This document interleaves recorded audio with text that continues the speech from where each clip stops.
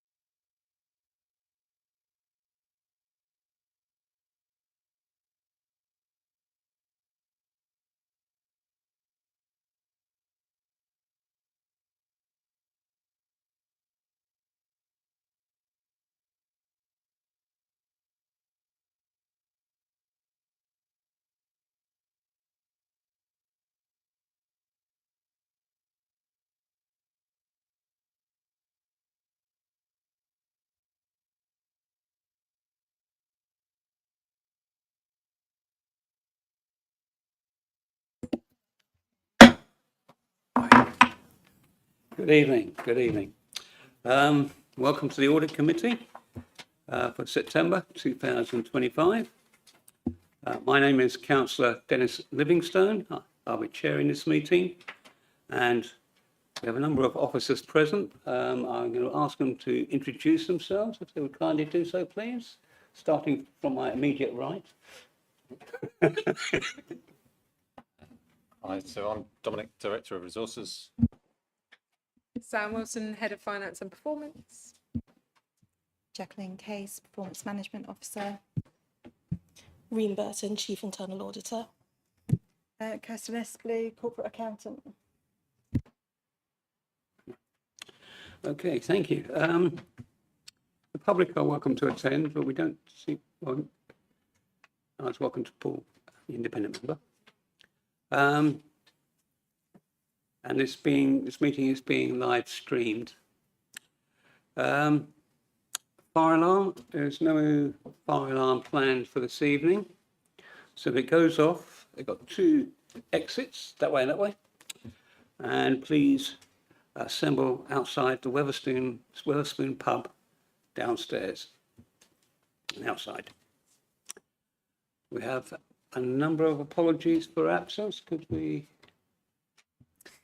We've just received apologies from Councillor Richard Landeryou. Thank you. Thank you very much. Okay, has everyone read the minutes from the last meeting? Has anyone any questions on it or anything they would like to be altered? Paul? Okay. Sorry, Chair, just to apologise for my absence at the last meeting. I somehow thought the meeting was in July, not in June, so my mistake. So I offer my apologies to you and the committee. Okay, thank you very much. Thank you, Paul. Okay, so are we all agreed that we'll take the minutes as read? Can we agree? Agreed. Thank you. I've got to sign that. So we go to declarations of members' interests. Councillor Joy Dennis. Thank you. Apparently I have to do it again. I'm a member of for West Sussex County Council. I'm on the West Sussex County Council pension panel, and I'm also back on the West Sussex Audit Committee. So just Thank you, Councillor Dennis. Okay, announcements we're going on to next. I have a couple of announcements. I attended the Regional Audit Committee meeting yesterday, and the main subject which was discussed was changes to the internal audit standards, which we'll go into later on in this meeting. I'll also be attending a course on the 25th of this month, which is a local government association roles and responsibilities of audit chairs, and I'll also be attending a course on the 30th of September held by the CFGS, which is titled Shades of Grey, Audit and Scrutiny. I know. Don't say anything. Okay, members will note that item 8 on the agenda contains an exempt item on pages 65 to 67 of the private agenda pack. The Director of Resources will present his report, and which can then be discussed. I will then propose we go into an exempt session to discuss the Appendix C, pages 65 to 67.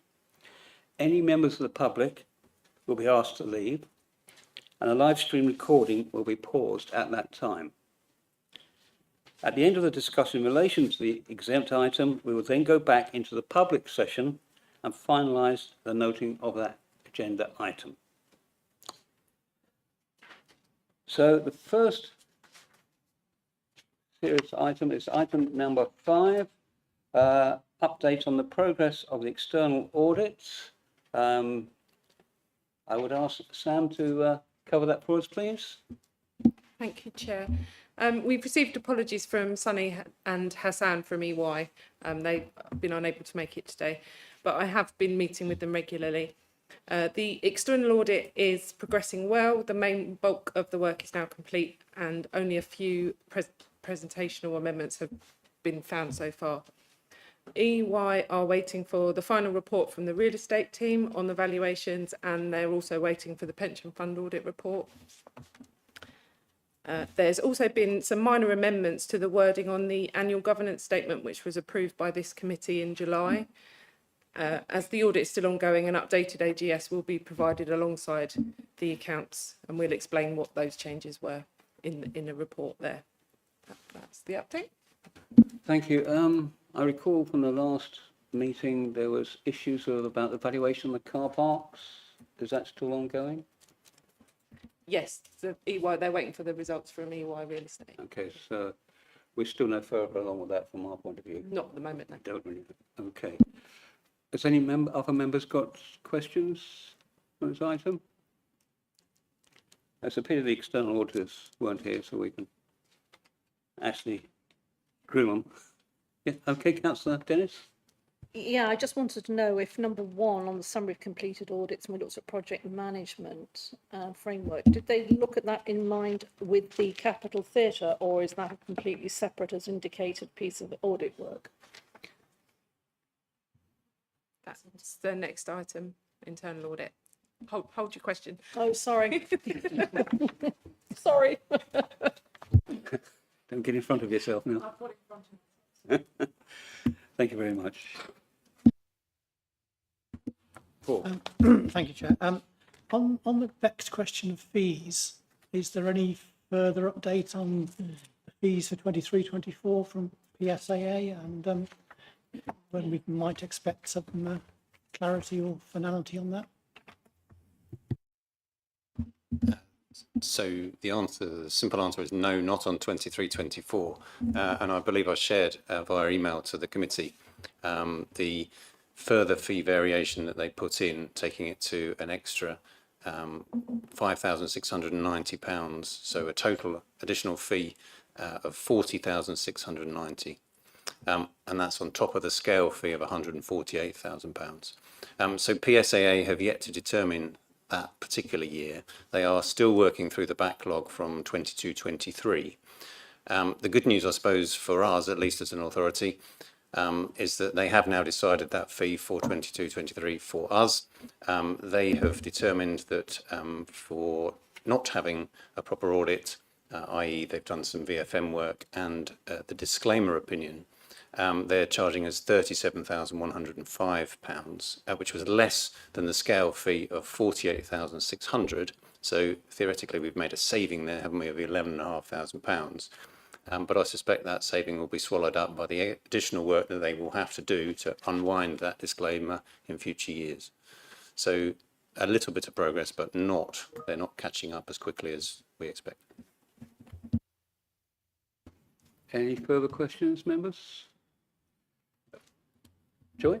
Dennis? Yeah, I just wondered why they're not catching up as quickly as they anticipated. Is that down to their own resourcing, or is it down to our resourcing issues?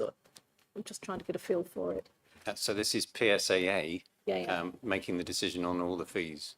So for us, it's fine because our opinion is done. So they've agreed that figure for us. There will be other authorities who are still working through the various different years, and they want to try and reset all the 22-23 and get that done first before they look at 23-24. Sorry, probably what wasn't very clear. Are we happy that the figure that we have received is going to be sufficient to be able to do what they're suggesting, or is that a full and final and they can't go over that? Well, so the EY, the external auditor, put in their additional fee. They put in. That's their proposal, but there's no flexibility in that proposal. That's what I'm trying to sort of ascertain. PSAA will decide, based on the work that they've had to do, in addition to the core standard audit, as to whether they think that is reasonable or not. PSAA would be unlikely to increase that figure, but they may reduce that figure. So hopefully it would only be downwards.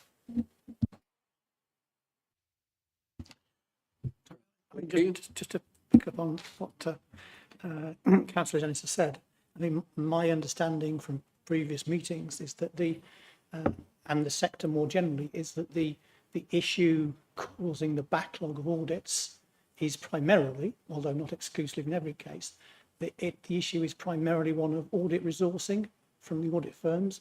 And, you know, that's certainly my understanding here.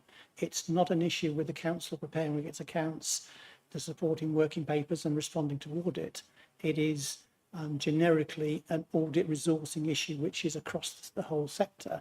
There are some councils where there are particular issues, but this council is not one of them. So it is primarily, if not completely, an issue of audit resourcing and their ability to resource the audits across the sector as a whole, which has led to this position and the disclaimers and the need for recovery arrangements and so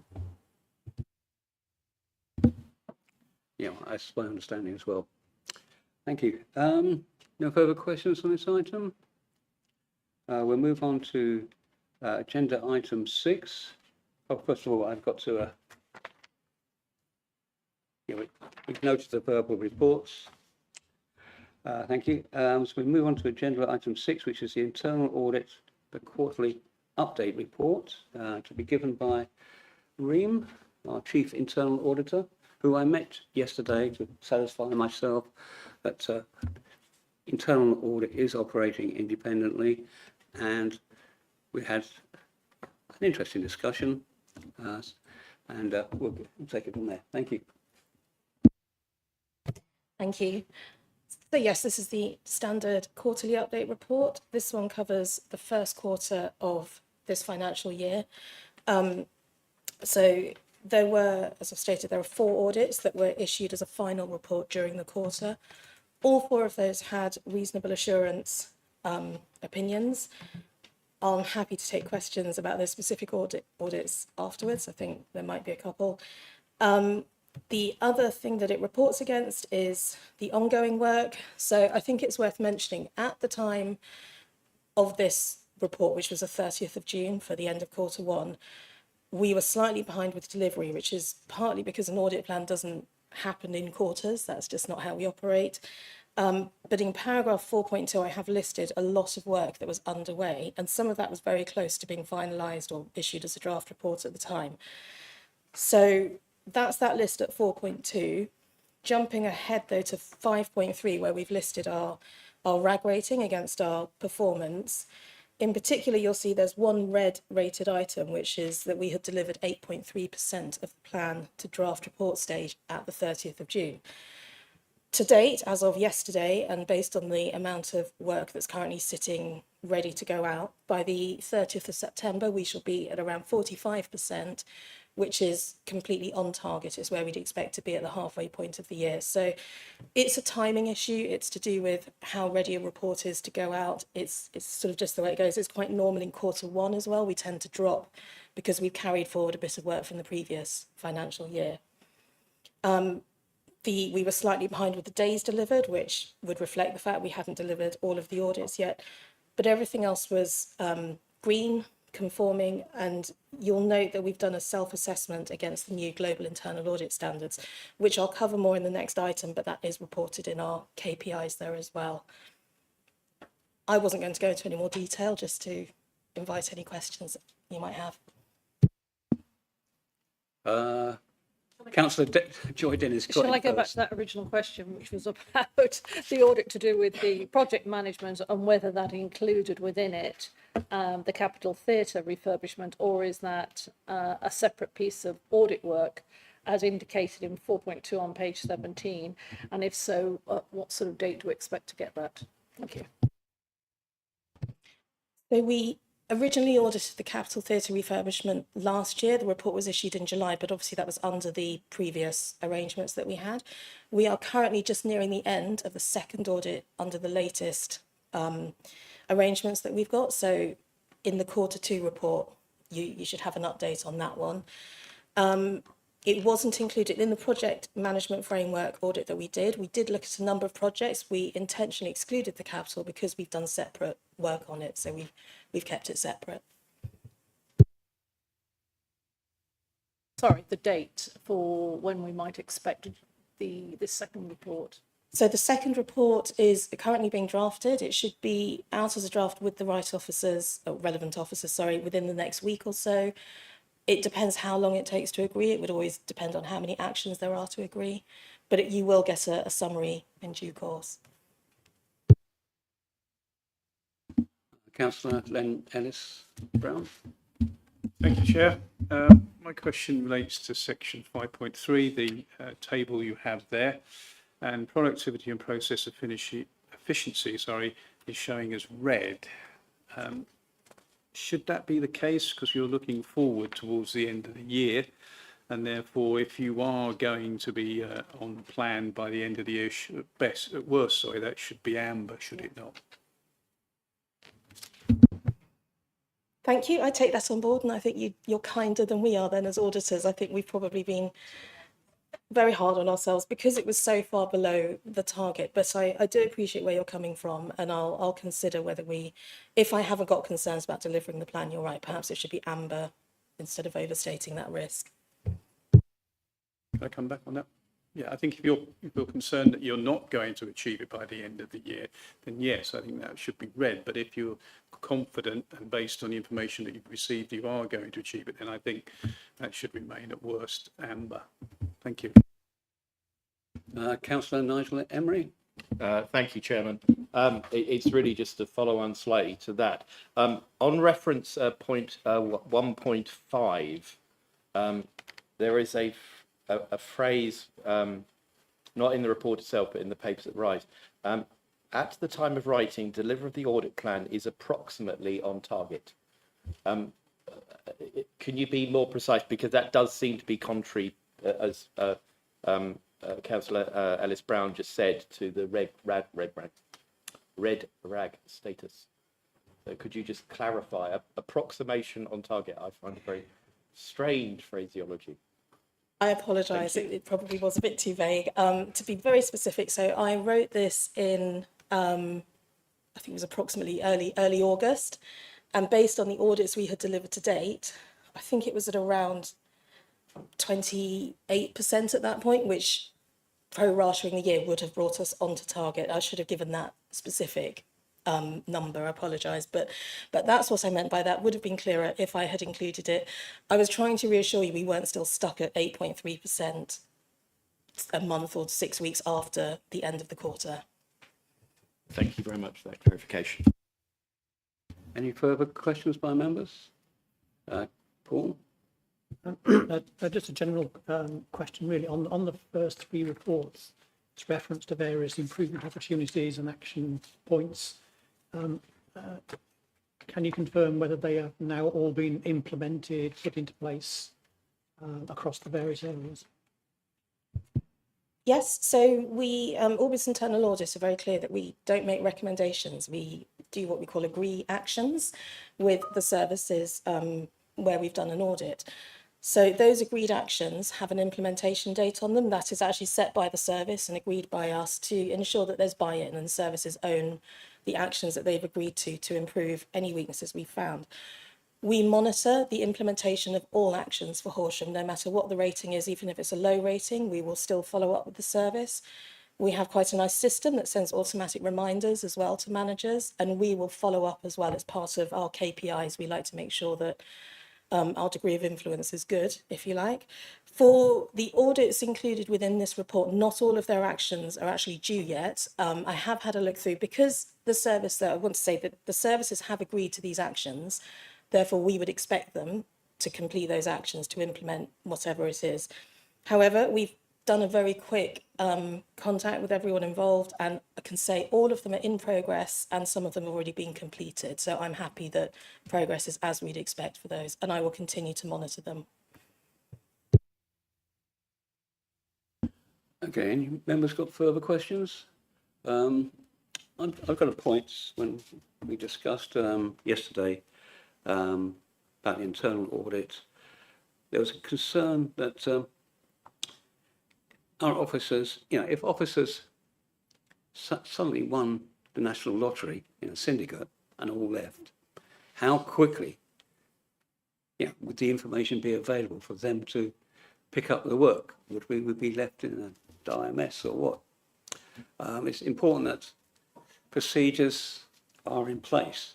Now, I think this is something we've got to consider. But because that could happen. Well, I don't know if it can happen in the national lottery, but the other alternative was being knocked down by a bus, but we didn't want to go that way. Councillor Lennox-Brown. God forbid it ever happens, but the worst scenario would be someone knocked down by a bus and didn't, because an employee will have a contract period, which they should fulfil, rather than just, I won the lottery and I'm not coming in on Tuesday. I know that situation because I know someone who did win the lottery and did that. But yeah, but I think the worst case scenarios is if someone wasn't available through ill health, what can we do in that scenario? I think is more where we should probably focus our attention. Yeah, perhaps we should be looking at the risk if someone went ill or whatever. What knowledge is available to pick up on those officers? But we'll discuss that further later at another time, I think.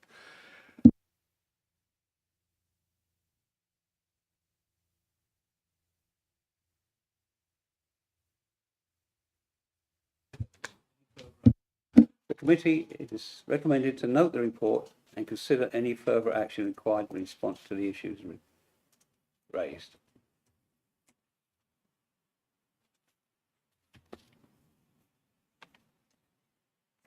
Okay, we'll go on to agenda item 7.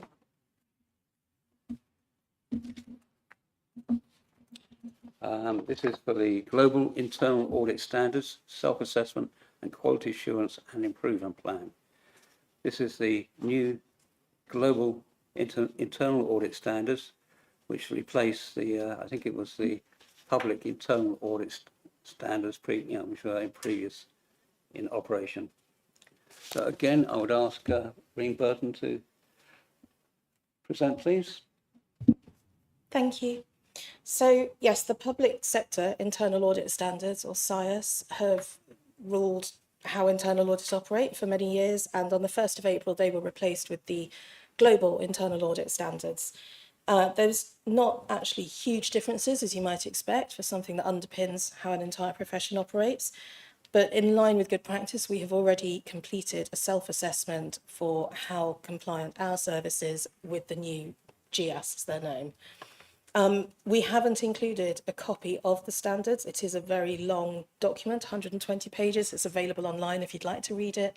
And the full assessment is also available should you want to see it, but it is another around 120 pages again, actually.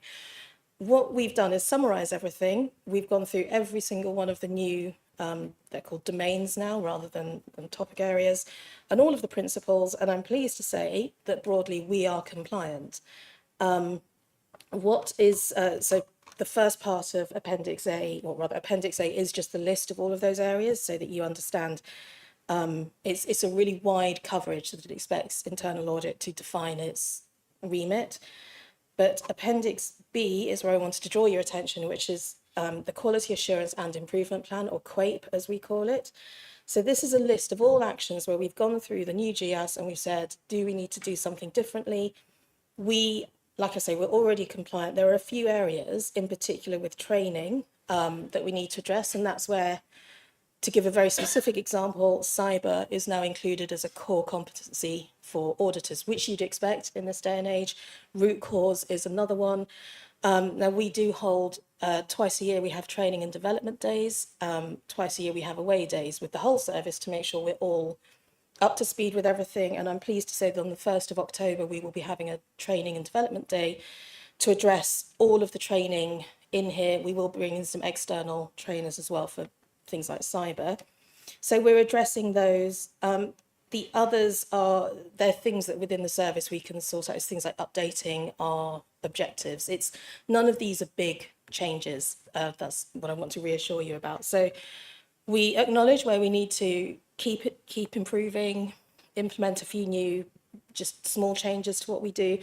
The biggest one of those is that we had to update our internal audit charter, because there's different terminology we're now required to use and a couple of extra bits that we have to include within the charter.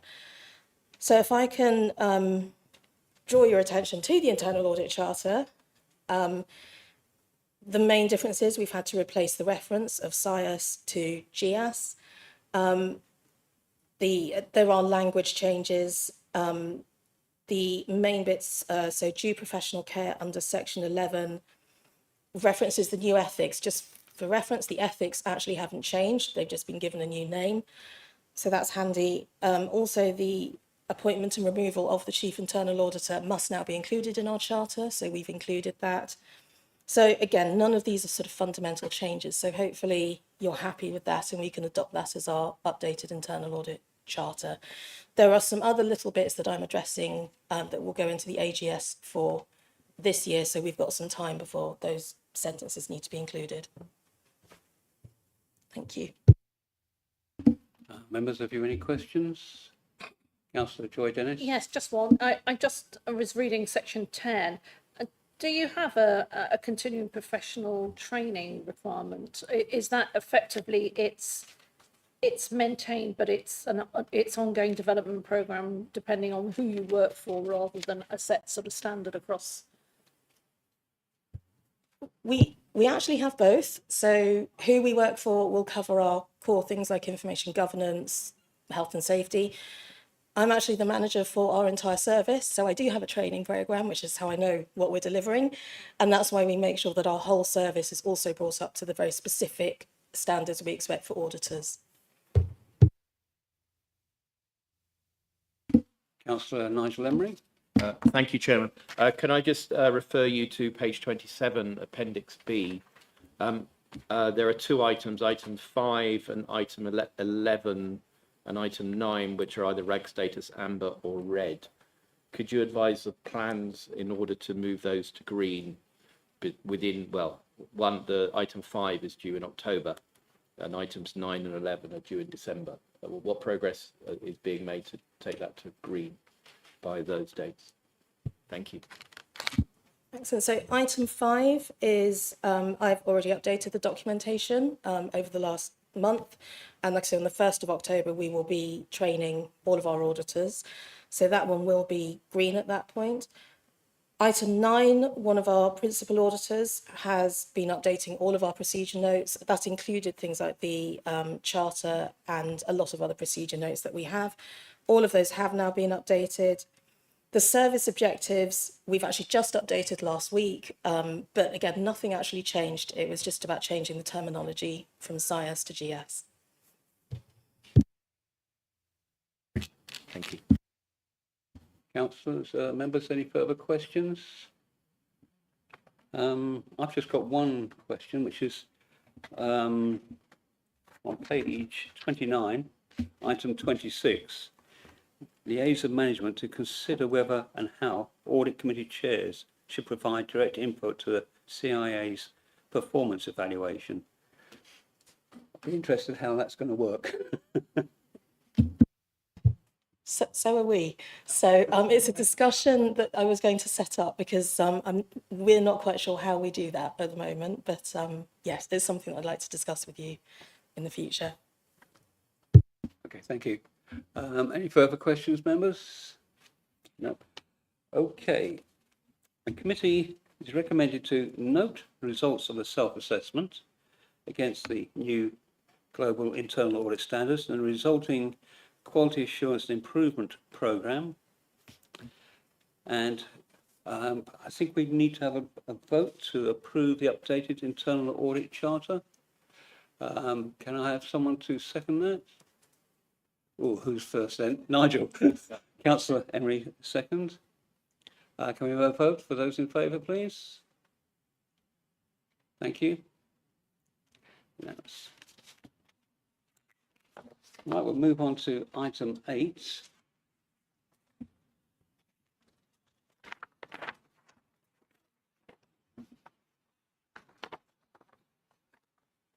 As mentioned earlier, Director of Resources will let's make sure I've got the right who's doing what. Yeah, Jack will be presenting this, but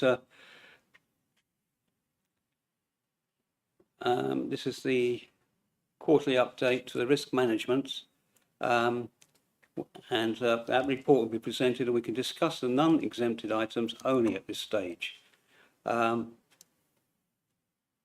So I invite you to present, please. So Appendix A, which begins on page 41, details the council's corporate risk register. We've done this to month 5. As we were aware, there was a slight delay between the end of the quarter and coming here. So at that point, we had 8 risks rated as red and 10 rated as amber. Of particular note on the register is risk 009, which is our local plan. The rating for this risk has increased following the Community in Place Policy and Scrutiny Committee meeting held on the 23rd of July. A letter has since been sent to the Planning Inspectorate requesting reconsideration of the matter. Risk 004, which is around government funding. The risk has increased in both likelihood and impact. This follows indication from the Fair Funding 2.0 consultation and direct communications informing us that we are likely to be among 40 authorities facing a 7% reduction in government funding next year. In this report, we're also reporting 2 new risks that have been added to the register. So that's risk 020, which is our loss of income in revenues and benefits. This has been assessed as red due to the rise in applications and claims from the new supported exempt accommodations. These claims are subject to a subsidy threshold cap, which has a financial implication on the council. The other factor is the movement to universal credit that reduces our ability to collect overpayments. There is also one exempt risk that will be discussed in the exempt session, and I'd also like to note that one previously exempt risk has now been resolved and removed from the register. Finally, the council's risk management assessment framework has undergone a review by senior officers and the senior leadership team. Updates have been made to the scoring criteria for financial losses and litigation claims. These changes account for the inflationary impact and reassesses the council's financial reserves, ensuring that the framework remains proportionate and relevant. Details of the revised framework can be found on page 61 and 62 of the report. And just if there's any questions on the risk register. Members, have you got questions? Yeah, Councillor Joy. Sorry, I Dennis. thought somebody else had put their hand up. Yes, I've got a few questions. Sorry. Right, so the first one I have is 002, which is the ability to recruit and retain officers at the moment. I just wondered in here, I know we have a separate risk for local government review, but I just wondered whether that actually needs to be included in that particular risk. Just a thought. Currently, we haven't seen any decline in recruitment and retention. So if that were to occur, then it would move into that risk as well. Okay. I was, and this is no reflection on our IT area, but cybersecurity, which is 011. I have to say it's the only risk register that I've seen where it's an amber and not a red.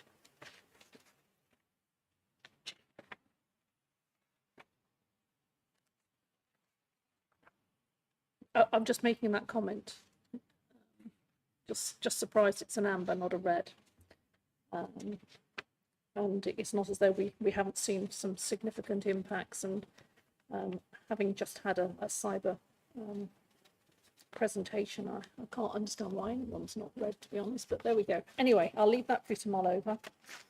The next one I had, sorry, there was a few. I'll just get back, 003, about rising costs, lower income, increased costs from inflation from higher levels of homelessness.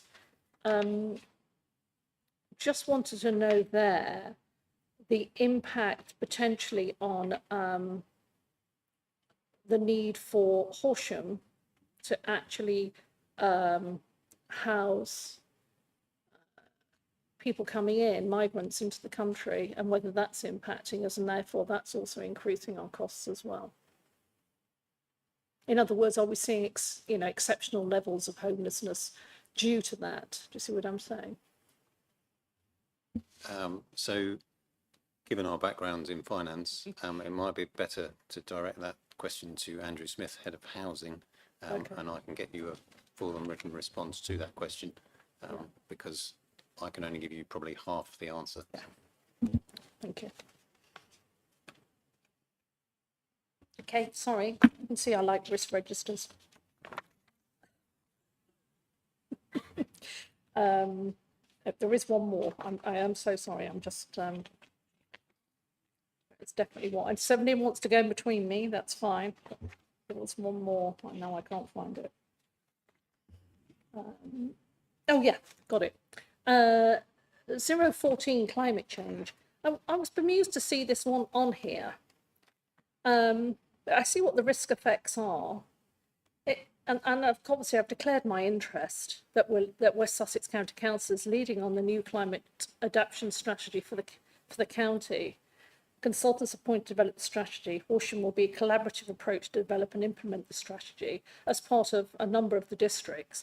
But to be brutally honest, most of this is actually, if it's not county, then most of it is their statutory partners like the water companies and the environment agencies, etc. I don't see an awful lot for Horsham in that. So I was just surprised to see it on the corporate risk register. But again, I'll leave that one in your thought process. Perhaps it's just the wording's not right. It doesn't feel like the wording's right to my mind if I look at that in a sort of strategic way. I'll leave that for now. Let everybody else have a word. Any further questions, members? Paul, sorry, Paul. On risk 003, if I read it right, the reference to there being a risk from the move of claims from HB to universal credit and a loss of income. And I just wanted to understand how that works, because it may be my lack of understanding of how that works, but I would have thought if claimants are moving to universal credit, then presumably they're not then in receipt of housing benefit. Does that not mean that we don't pay out the housing benefit, therefore we don't get the subsidy? So is there not a kind of it's like there's no net impact on the council, or am I misinterpreting how it works? No, you're not. So it will move people away from that process. But at the moment, where there are overpayments made, the council will receive subsidy on that. But the difference is that we then get to reclaim that money and we get to keep it. So we're getting almost a second payment, if you like, for that process that we've done. And obviously, as that number goes down, there's less opportunity for us to reclaim that money. So the volumes will decrease, and therefore what we can get to keep will decrease. And I wonder whether government has spotted that, and that's part of the reason for this movement across. And in theory, on universal credit, there should be lower levels of overpayments being made. Without wishing to put you on the spot, that kind of suggests that there could be like a cunning plan to reduce payments to local authorities. But I suspect that's probably. I don't think it's coming. It kind of reminds me of that classic line about I might think that, but you could possibly comment, kind of thing. Yeah, that's my. Oh, sorry. Okay. That's my concern. We've got this fair funding review. We're one of 40 councils, I understand, who should be expected to receive less in our settlements in December this year. Plus, we've got reduced income from elsewhere, but we're also spending money on various projects. I'm just concerned that we're not heading towards a perfect storm. I think it's under control, and this committee is not the place to consider that. But we just need to make sure it's noted, I think. Right, councillor Lennon-Brown? Oh, sorry. I was just going to add to that actually, because I think this is a really important point that, this is a potential tipping point here between, being well run financially and being in surplus, and overcommitting ourselves at a time when that funding is being taken away quite rapidly. Because what we don't yet know, and we probably won't find out until we get our draft settlement in December, is what government is intending to tip into the pot first before it then reduces that pot comparatively to last year by 7%. So in theory, if they tipped in £1 million into the pot to say, well, that's now part of your settlement, and then they compare us and take away 7% of last year's, then we're actually losing the £1 million and the 7%. So this could be quite an impact here. Now, previously we have put some money that we've got from government into various reserves for things coming up. So we've got a food waste reserve, etc., that we've put excess money into. But the cuts could be quite significant here. And we could be then drawing on our reserves to fund our activities. And at the time we're, committing to things like, a hall at Highwood, which, is against my recommendation to do so and just do the change rooms because it saves us, a significant sum in capital terms and ongoing revenue terms, or spending too much on the capital and bringing that total of £10.2 million down to, a more manageable £5 or £6 million. Those are the sorts of decisions that we should be considering to make because of the risk that we face ourselves. And we won't know until probably after those decisions have already been made, because we won't find out until December. Now, as your CFO, I am obviously advising you not to overcommit ourselves. Councillor Lennon-Brown? Assuming we've done some scenario planning here, worst case scenario, and what the impact would be and where we can actually reduce our costs to compensate for that cut in funding. Yes, we have. Interestingly, though, MHCLG, who have informed us that we are part of this 40 or 49 authorities, so they've clearly got some sort of model and method, haven't shared what that model and method is. So we're relying on our experts, Pixel, and they have got a model that MHCLG say that is roughly right, but what we don't know is all the inputs into that model. And the second point on that is that there are other alternatives to Pixel, and one authority has both these different advisors, and they're £2 or £3 million apart, so they can't both be right. So there is an awful lot of uncertainty and unknown there. So it could be worse than we actually think. We have modelled taking everything away, and for the time left, if we go through local government reorganisation, we would have sufficient reserve to manage ourselves through that. But then that would leave the new unitary without the cushion. I assume this will have some considerable impact on projects that may well be coming up or projects that are running at the moment. It could do. Obviously, that's a political decision as to whether to change course midway. Thank you. I had one more question, if I may. Thank you, Chair. 008, key contractor failure. Something that came up recently was on the controls, where we are using a third party for services, or we're working with a third party, we are liable, and it falls under GDPR, we are liable under GDPR and not just the contractor. So I wondered what controls, do we need to amend the controls here to ensure that we cover our and protect ourselves under GDPR where it applies with third party or contractors?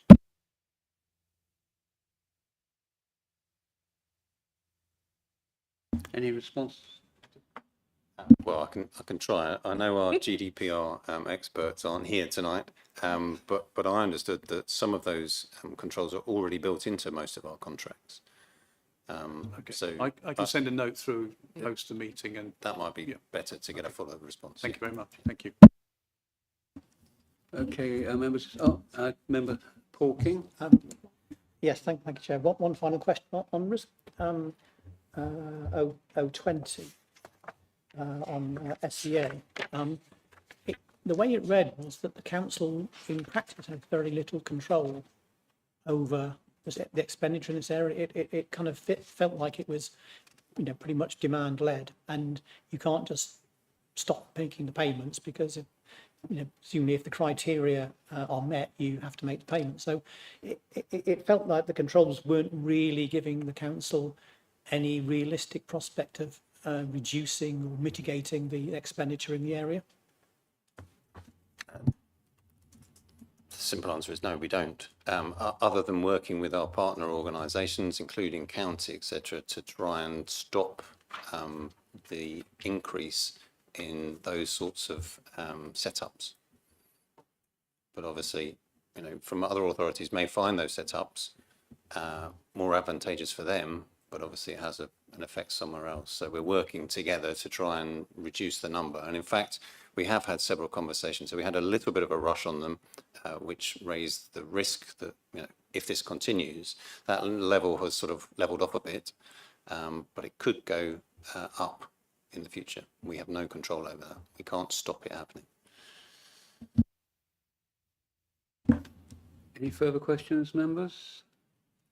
Okay, I'm going to move on to the exempted item now, on sections page 65 to 67 of the report, which is exempt.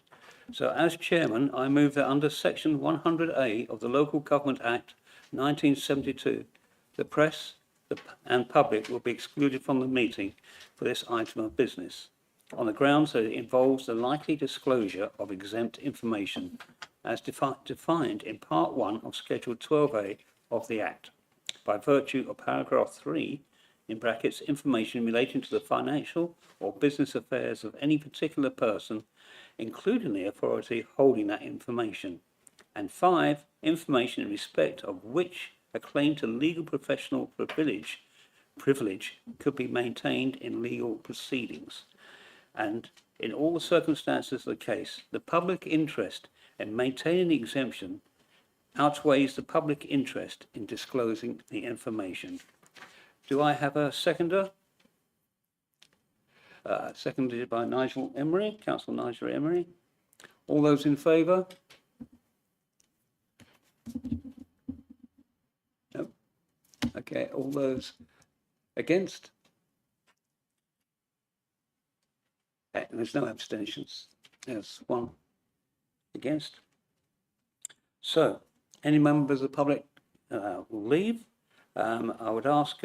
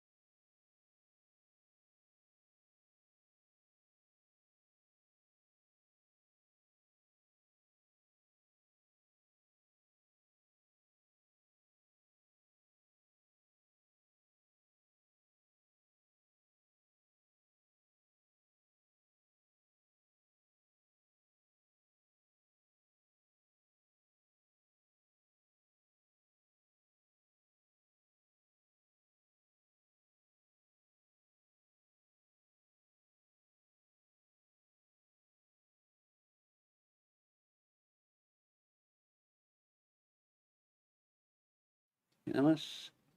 So members of the public may come back in.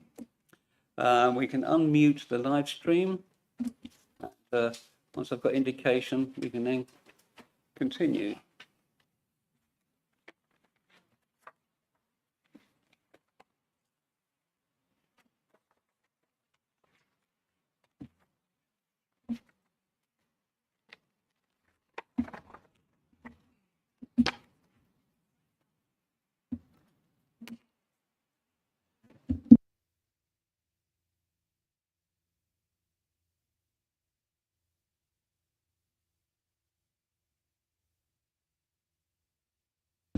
Okay, we're back on air, ladies and gentlemen.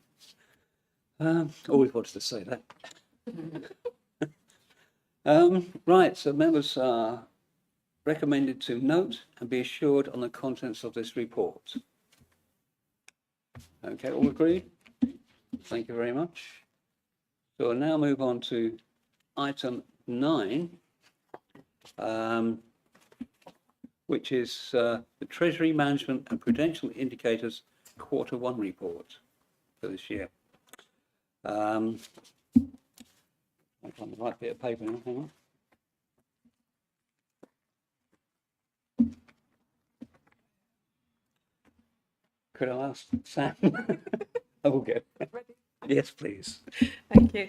So this report was circulated to members of the committee by email on the 5th of August so that the information is provided to you in a timely manner.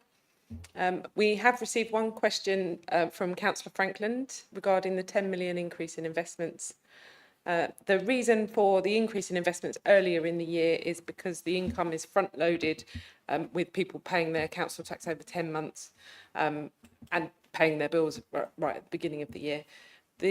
The council tax is passed over to the police and county over 12 months, so we always have a bit of bunts at the beginning, but there is usually a drop in February and March.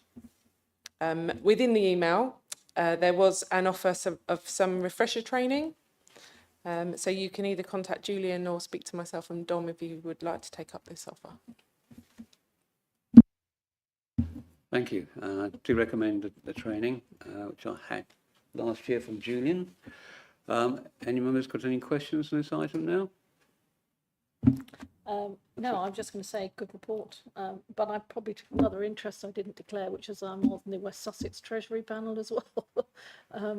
Just thought I'll say that too, but it's a good report. Yeah. Okay, thank you. Councillor Nigel Emery. Can I just ask a question in relation to, we've seen a very substantial change at the long end of the bond market in terms of the interest earned. In fact, it's now at a 15-year high. Could you comment on whether that has any implications for our overall treasury position, since we've got 10.5 million sitting in long bonds?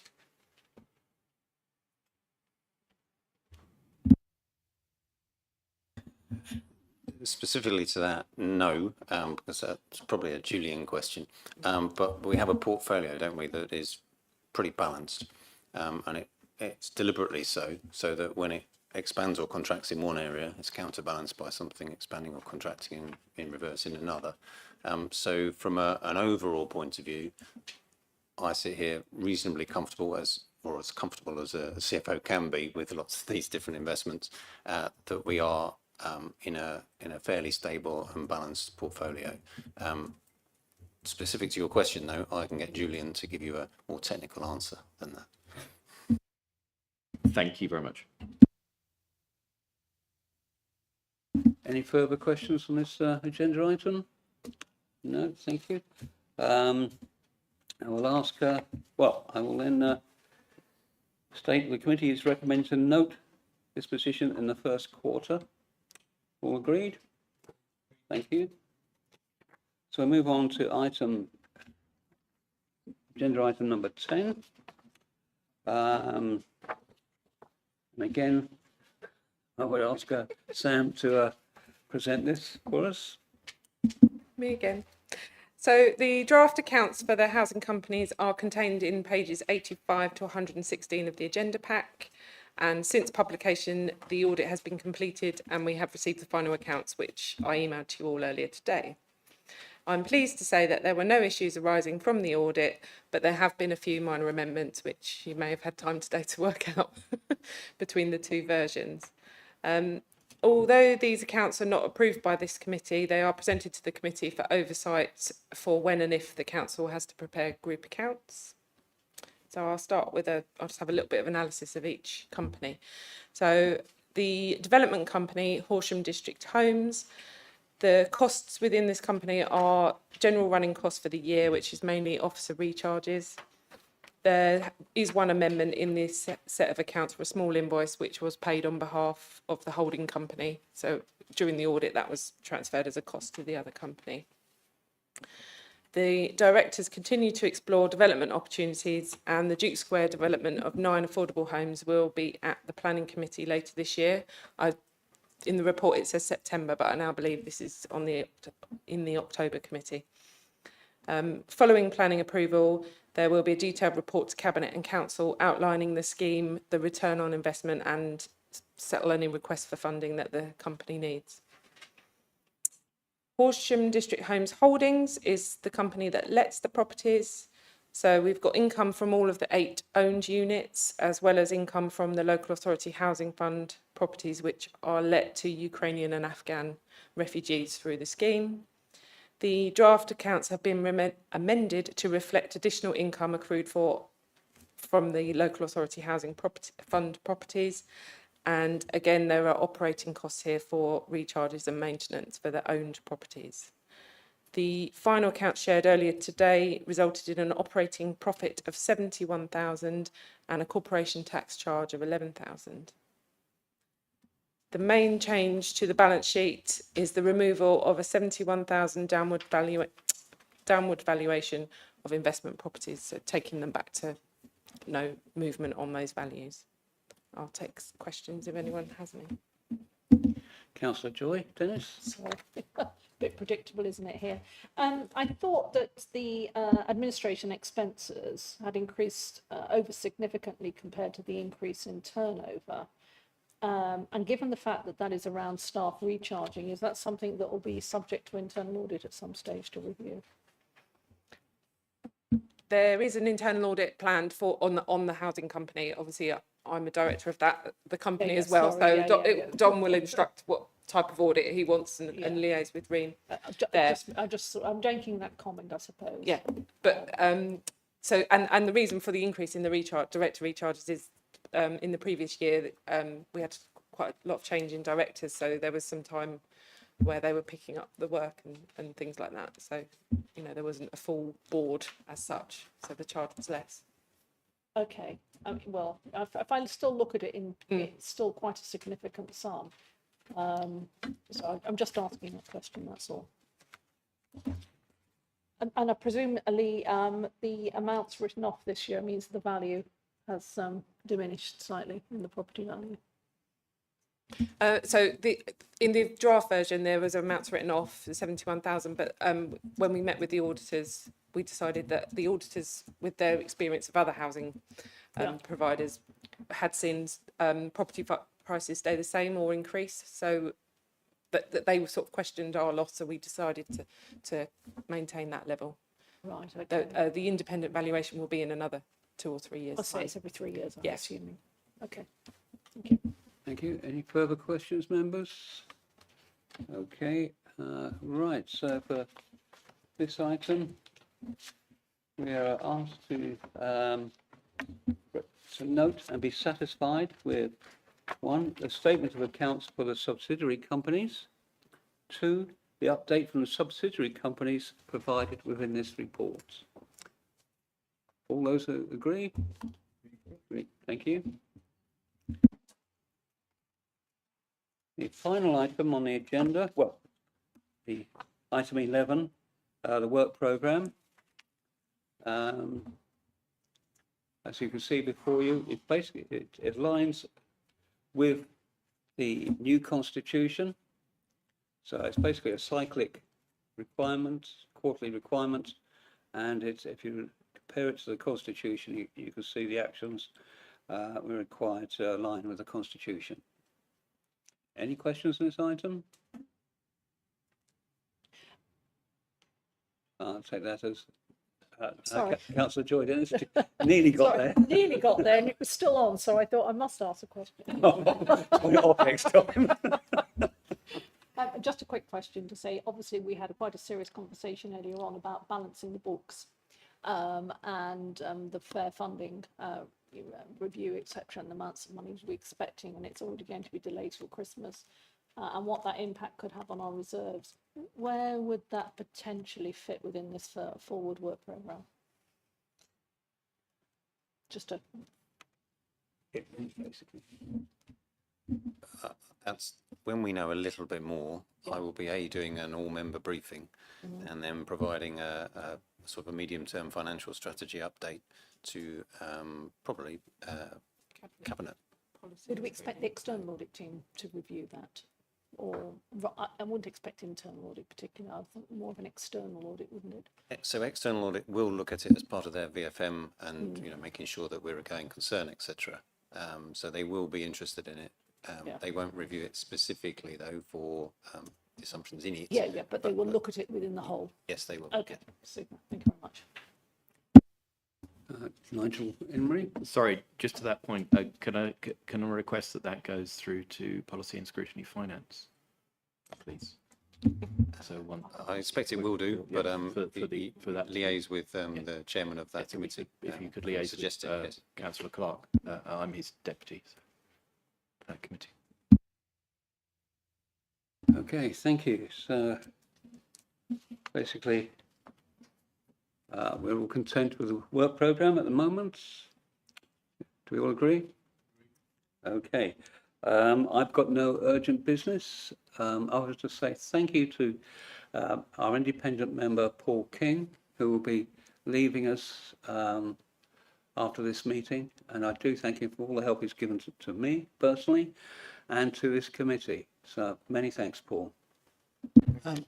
That's very kind, Chair. As you know, we talked about this, and having recently taken early retirement, I've considered my kind of commitments and sort of my kind of priorities, and just for context, for the same reason, I also decided not to seek a second term as non-executive director at NHS Sussex Integrated Care Board when my 3-year term came to an end at the end of June.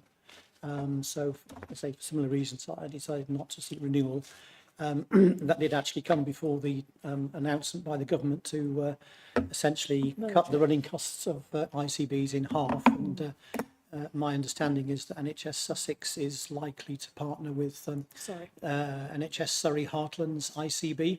So there will be a process of reduction there. So that will also include the board members. So while my decision was taken before that, I think that kind of reinforced the decision. But I'd like to thank you as chair for the help and support you've given, and to fellow members as well. I've enjoyed my time on the committee. It's been interesting to see the workings of council from a different perspective, not just that as an interested resident, a wider berth than before if I'm at risk of falling cladding. But and I'd also like to extend my thanks to Dom for his help, support and understanding, and to fellow officers as well. It's been a privilege to serve on the committee. I understand, without wishing to anticipate it, that there are interviews scheduled for a new independent member, and I'm sure hopefully the council will make an appointment, and they will be in place subject to council approval in time for the next meeting, which I think is in November. So hopefully there will be a kind of a seamless handover from me to the new independent member when they're appointed. So thank you very much. Thank you.